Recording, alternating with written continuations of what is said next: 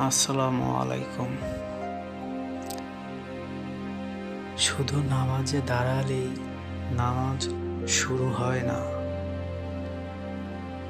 শুধু আল্লাহু আকবার বলার সাথে সাথেই নামাজ শুরু হয় না।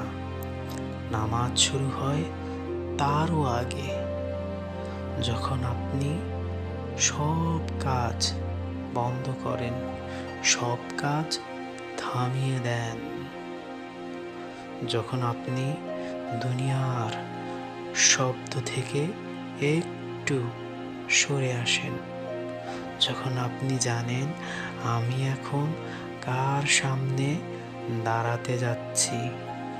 এই মুহূর্তটাই নামাজের সবচেয়ে ভারী মুহূর্ত, কারণ এখানে মিথ্যা বলা যায় না। নিয়ত মানে মুখে বলা কিছু না, শুধু মুখে বললেই নিয়ত হয় না।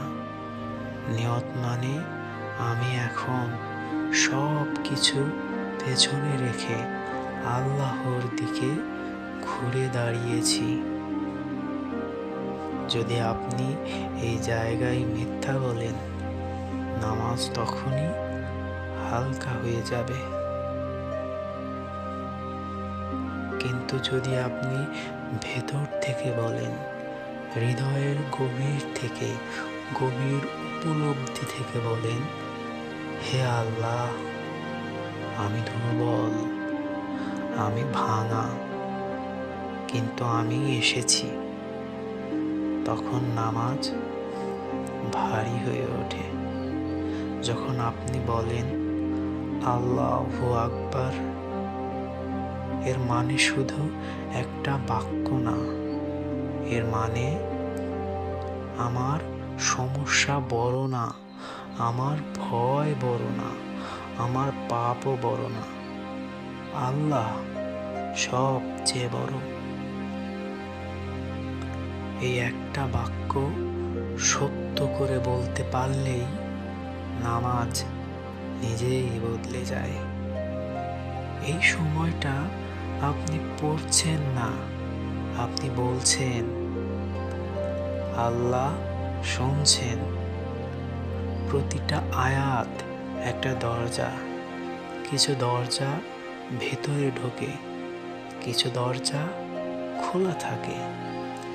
শুধু আপনার মন ঢোকে না। যেদিন একটা আয়াতেও আপনাকে কাঁদাবে, যেদিন একটা আয়াতও আপনাকে কাঁদাবে, সেদিন বুঝবেন নামাজ শুরু হয়ে গেছে। রুকুতে যাওয়ার আগে এই 1 সেকেন্ড আপনি এখনো দাঁড়িয়ে। এই শেষ সুযোগ নিজেকে ভাঙার।